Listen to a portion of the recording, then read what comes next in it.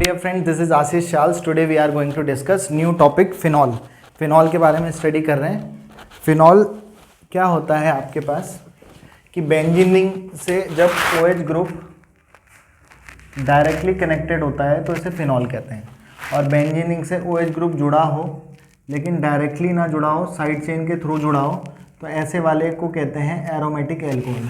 तो अगर आपसे वाइवा में पूछा जाए एरोमेटिक एल्कोहल और फिनॉल में क्या अंतर है, तो फिनॉल में OH डायरेक्टली और साइड चेन के थ्रू जुड़ा होगा OH ग्रुप. बेंजीन रिंग से तो उसे एरोमेटिक एल्कोहल्स कहते थे. फिनॉल की हम प्रिपरेशन मेथड्स पे बात कर रहे हैं. प्रिपरेशन मेथड्स ऑफ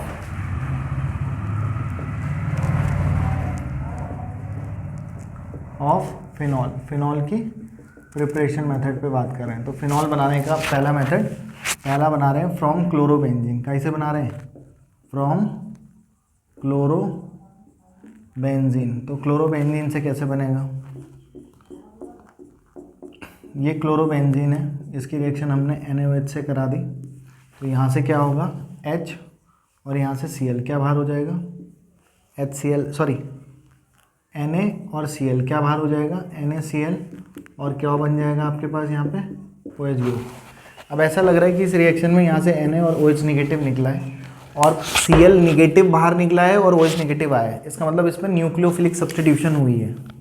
लेकिन मैंने तो कहा था बेंजीन रिंग पर इलेक्ट्रोफिलिक सब्स्टिट्यूशन होती है. किसी का ज़िंदगी से जाना, ज़िंदगी में आना सब्स्टिट्यूशन होता है.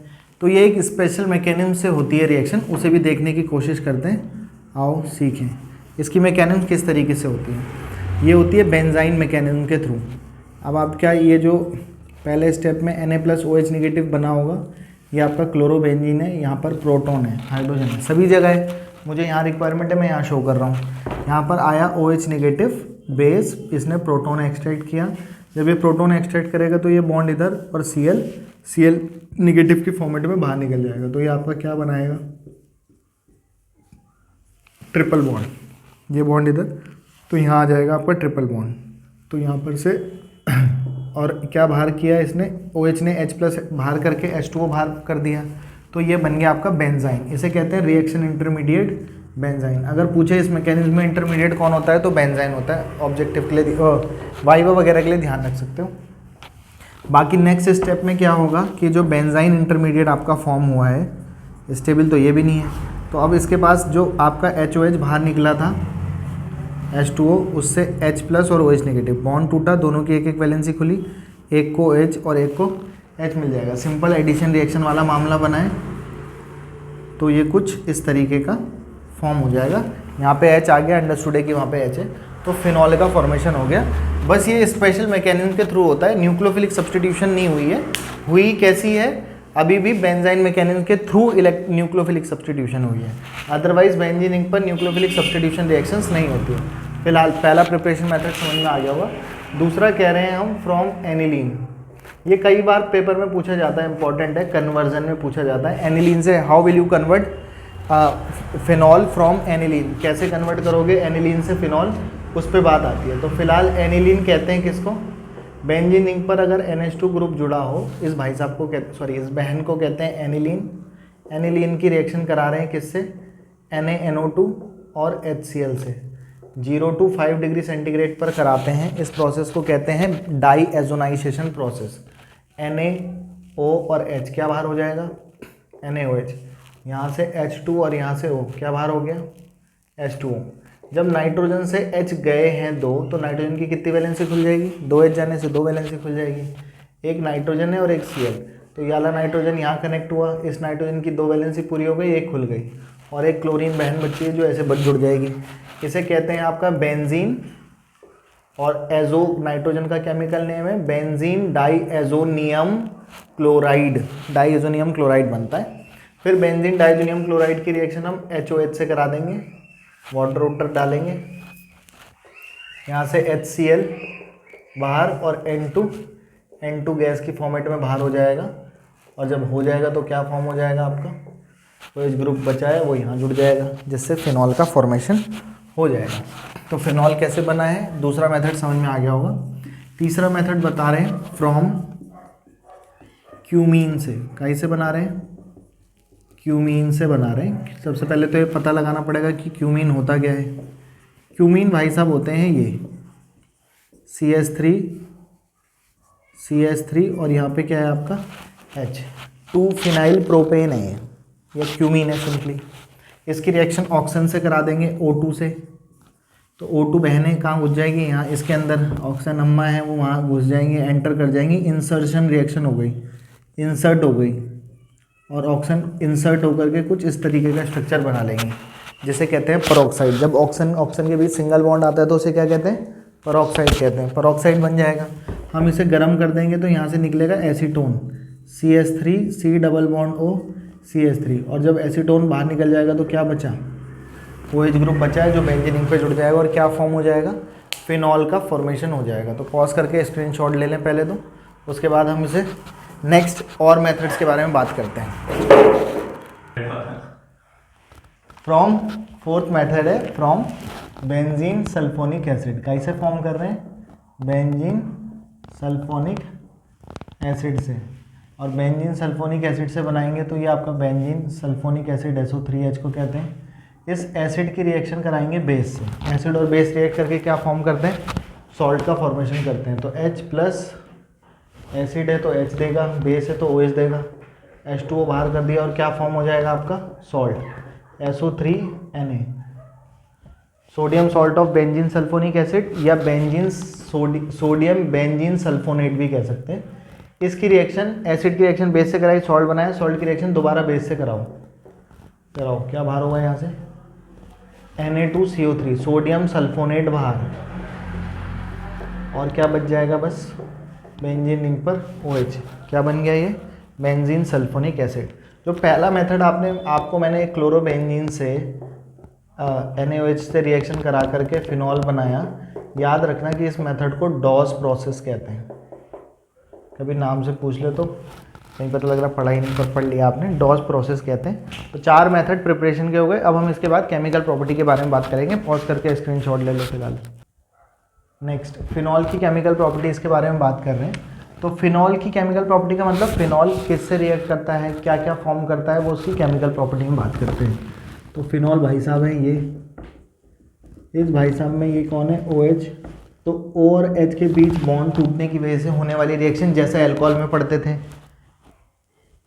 फिर नेक्स्ट ये वाले बॉन्ड टूटने की वजह से कि OH ही निकल जाए, लेकिन अगर OH निकलेगा तो OH निगेटिव निकलेगा और बेंजीन पर आएगा पॉजिटिव, जो कि पॉसिबल नहीं है। तो बेंजीन पर फिनॉल न्यूक्लियोफिलिक सब्स्टिट्यूशन रिएक्शन नहीं देते हैं OH ग्रुप वाले, या जो फिनॉल है वो न्यूक्लियोफिलिक नहीं देता। तो बस एक रिएक्शन तो ये पढ़ते हैं जो हम एल्कोहल वाले में पढ़ा रहे थे, A टाइप की एसिडिक बिहेवियर प्रूफ करने वाली। बेसिक बिहेवियर की रिएक्शंस नहीं पढ़ाई जाती।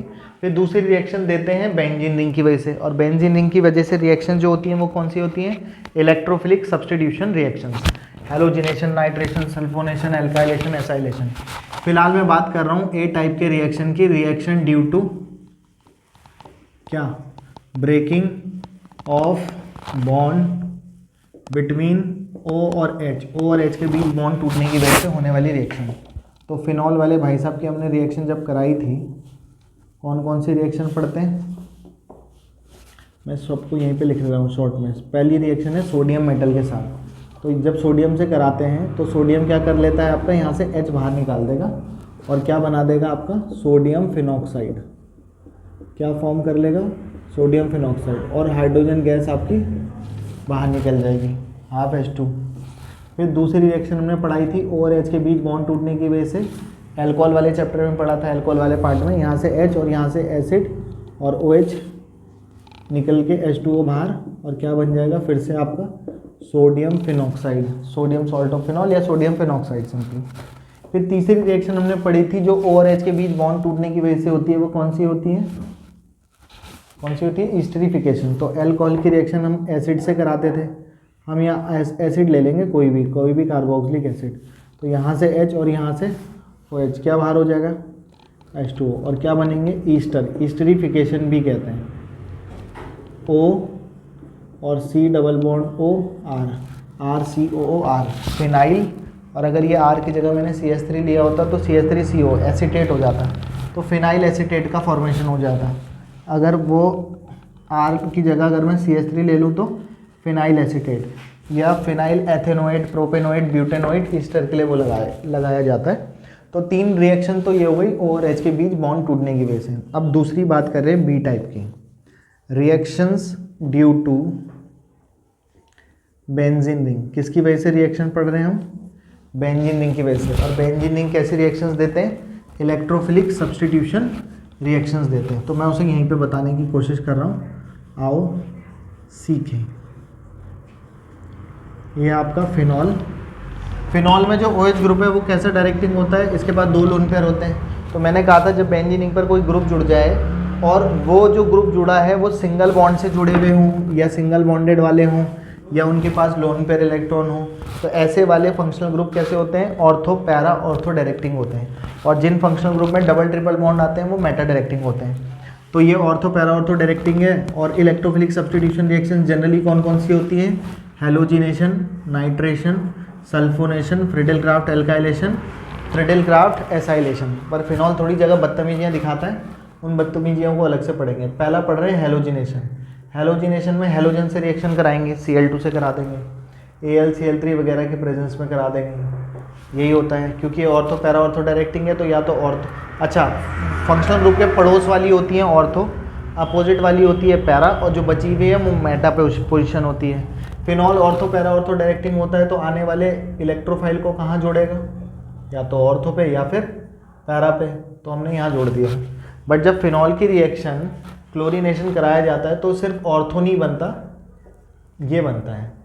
अब इसकी वजह वो ये कहता है कि फिनॉल अपने लोन पेयर देके बेंजीन रिंग की इलेक्ट्रॉन डेंसिटी को इतना बढ़ा देता है, उस नेगेटिव चार्ज को इतना बढ़ा देता है कि सिर्फ एक ही पॉजिटिव वाले नहीं आते, सीधे कितने आ जाते हैं? 3। तो कितने HCl बाहर हो जाएंगे? यहाँ से भी, यहाँ से भी और यहाँ से भी 3 HCl बाहर, और तीनों जगह पे अटैक हो जाता है।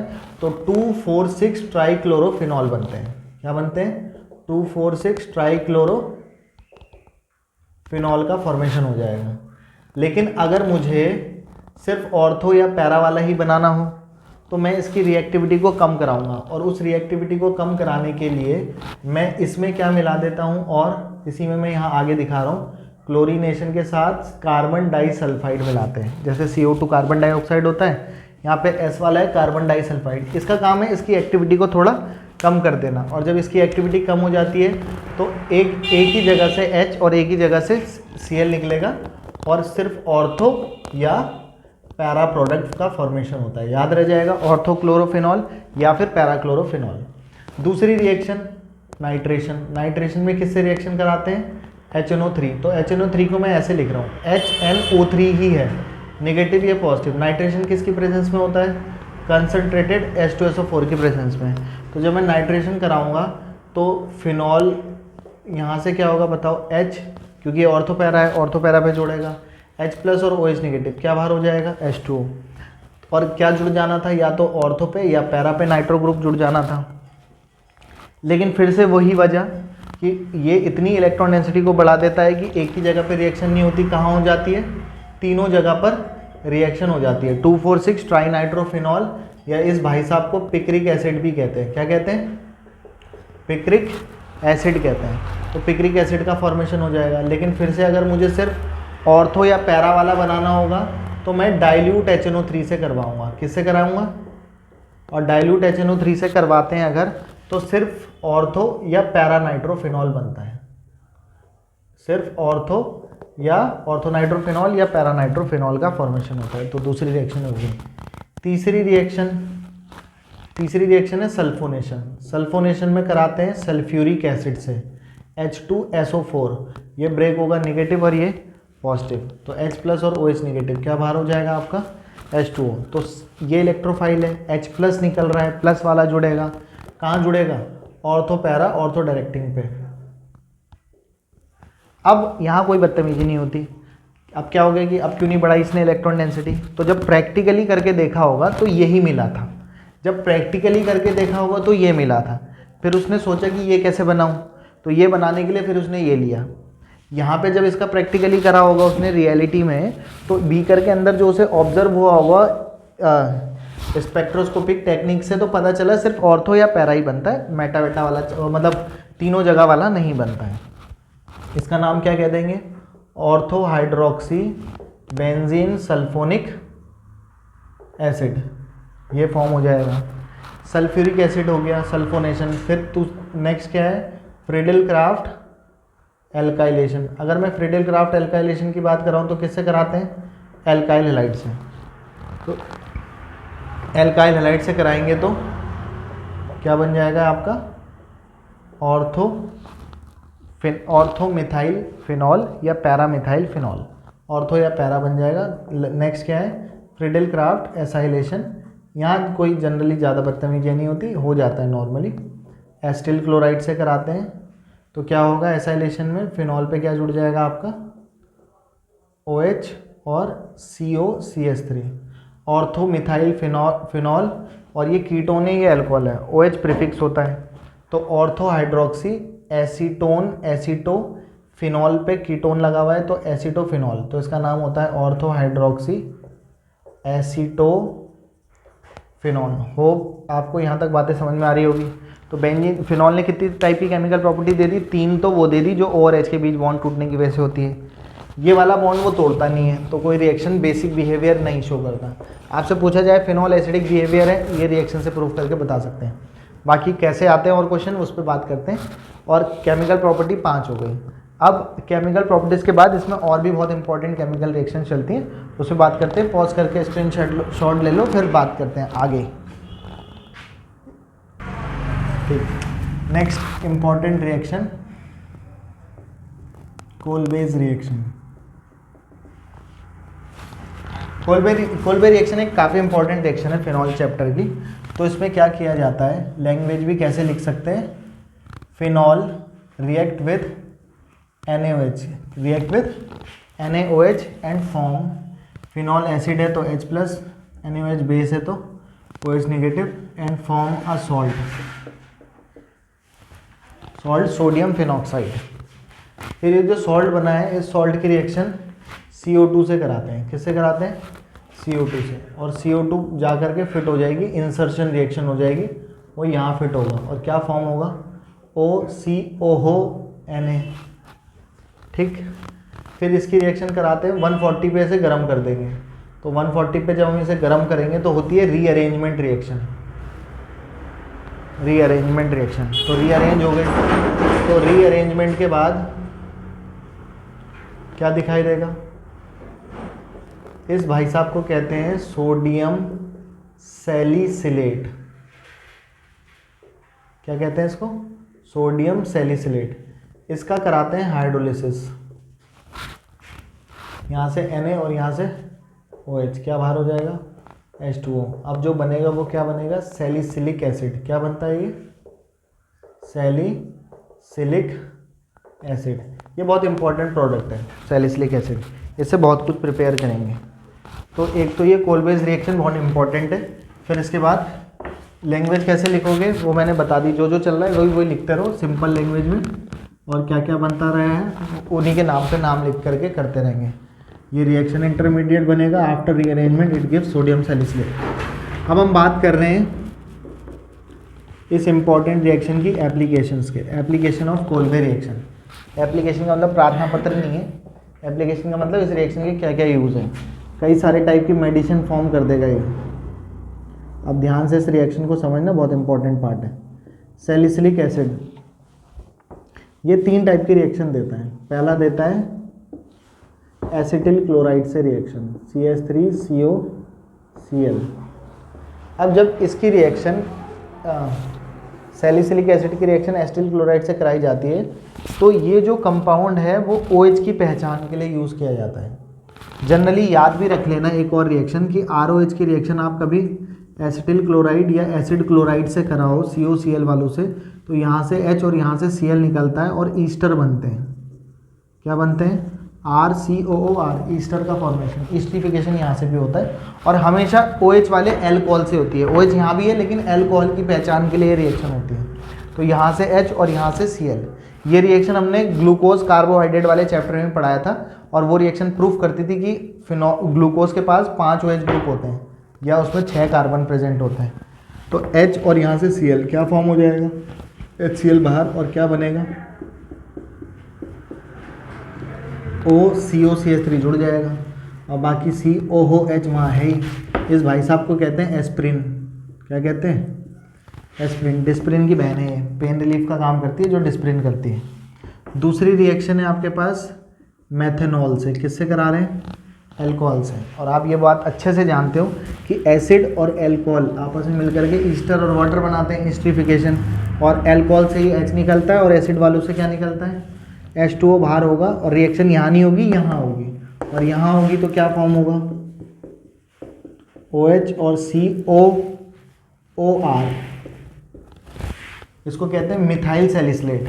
Sodium salicylate, methyl salicylate. Sodium की जगह मिथाइल है तो मिथाइल सैलिसिलेट। इसका एक और नाम भी है, विंटर ग्रीन। मैं झंडू बाम हुई वो यही है, ठीक। तीसरा आता है आपके पास रिएक्शन विद फिनॉल। फिनॉल समझ रहे हो, फिनॉल को बेंजीनिंग बनाना था, मैं उसे पीएच लिख रहा हूँ, C6H5OH है। फिर वही एसिड और एल्कोहल टाइप मामला, रिएक्ट करके क्या बनाते हैं, ईस्टर और वाटर बना देंगे। OH अब की बार कहीं नहीं छेड़ेंगे, और यहाँ पे क्या आ जाएगा, COO और PH। ये बना है फिनाइल सैलिसिलेट। क्या कह देंगे इसको, मिथाइल की जगह फिनाइल आ गया। एक और नाम है इसका सेलॉल, और ये भी मेडिसिन के रूप में इस्तेमाल किया जाता है। तो एप्लीकेशन, इसलिए ये रिएक्शन बहुत इंपॉर्टेंट हो जाती है कोल बेस, क्योंकि उससे बहुत सारे प्रोडक्ट का फॉर्मेशन होता है। तो पॉज करके स्क्रीनशॉट ले लें। नेक्स्ट आगे बढ़ते हैं। एक इम्पॉर्टेंट रिएक्शन पे बात कर रहे हैं फिनॉल वाले चैप्टर की, जो कि आपकी रीमर टाइमन रिएक्शन, रीमर टीमन रिएक्शन। इस रिएक्शन को याद करने की ट्रिक भी बताएंगे। फिर इसमें फिनॉल की रिएक्शन क्लोरोफॉर्म से कराते हैं, और 3KOH। ये याद रखना है कि क्लोरोफॉर्म और 3KOH लेते हैं। तो इसमें क्या बनता है, याद रखना, सैलिसिल्डिहाइड बनता है। सैलिसिलिक एसिड तो आपको पता ही है, COOH था, ये CHO आ जाएगा, सैलिसिल्डिहाइड। अब ये जब सैलिसिल्डिहाइड आएगा तो क्या क्या हुआ होगा, यहाँ से H हटा होगा, CH और O तो जुड़ गया, तो क्या क्या हटना है, 3 हाइड्रोजन 1 हाइड्रोजन, 4 हाइड्रोजन। पहले तो 3K और 3Cl, क्या बाहर निकला, 4 हाइड्रोजन और 2 ऑक्सीजन, क्या बाहर हो जाएगा, 2H2O, और एक को यहाँ लग गया, बस इतना ही बचा होगा, बैलेंस हो गई है।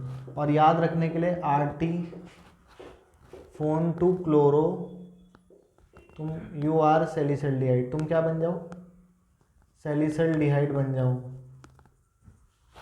RT मतलब रीमर टीमन रिएक्शन, फोन मतलब फिनॉल। फिनॉल की रिएक्शन किससे करानी है, क्लोरोफॉर्म से, और क्या बनाना है, सैलिसिल्डिहाइड। बस 3KOH याद रखना है।